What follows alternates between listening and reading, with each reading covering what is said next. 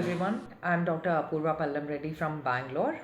It gives me immense pleasure to be a part of the academic sessions that are done by Zoe First Aid for dentists across the country.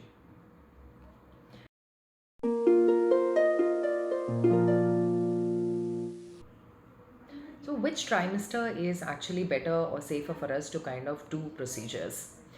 We ideally recommend you not to do any dental procedures in the first 3 months or the first trimester, because at this point the baby or the fetus is very small, and any kind of injury or impact of the medication that we give is going to have an effect on the fetus.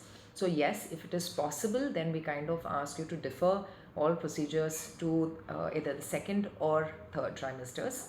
Having said that, in case if there is any major infection or cavity which is present and it has to be handled for the safety of the mother, then we would still go ahead and do it even in the first trimester.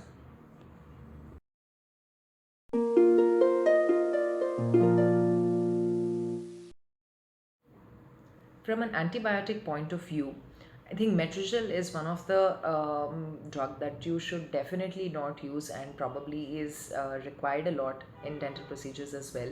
So any category C or D antibiotic should definitely not be used in pregnancy when you are planning for a dental procedures. The most safest would probably be amoxicillin. Anything which is amoxicillin based is still alright, because there needs to be some amount of coverage. From an analgesic point of view, paracetamol is definitely the most safest. We should try and avoid all kind of NSAIDs, be it your diclofenac or aceclofenac, because they are going to have some amount of renal impact on the fetus. So definitely no to all of these medications. Paracetamol is the safest bet, and how much ever impact of analgesia is there with paracetamol, that's the only thing that we will be able to handle up.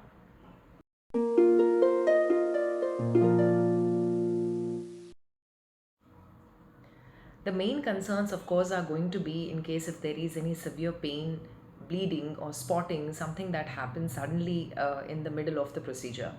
It is possible that it has happened just out of sheer anxiety for the patient, and it had nothing to do with the procedure in itself.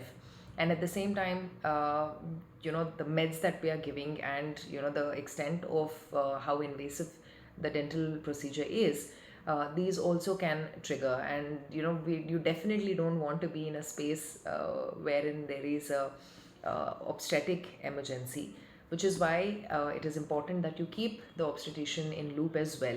Make sure that you have a strategy in plan as to, in case if there is any obstetric emergency during your procedure, what are your touchdown points, what is the nearest center that you will be sending the patient to, is there any stat or emergency meds that you can administer.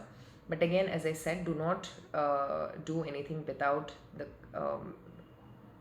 indulgence of the gynecologist as well. And yes, have an emergency plan in place, wherein a specific maternity center that is there next to you, wherein you will be able to send the patient to for quick first aid.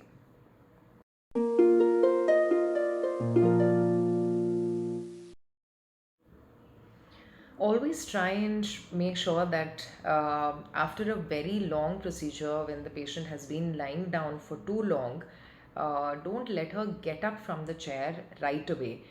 Adjust the position of the chair, bring it down to a 45 degrees, let her sit on the chair for some time before getting up. You can always offer her a small juice or something to hydrate herself before she gets up right away. And again, make sure that there is a small couch or small chair which is available, so that she can sit on it in case if there is any severe syncope attack. And make sure that there is an either hospital attendant or the person who's available to kind of be there with her during that time. So yes, pregnancy related syncope is very, very common, and specifically post dental procedures, because of all the process that they have gone through, and just by the sheer fact that they've been lying down for so long and then suddenly get up, will have an impact. So keep these measures in place in order to prevent any other concerns.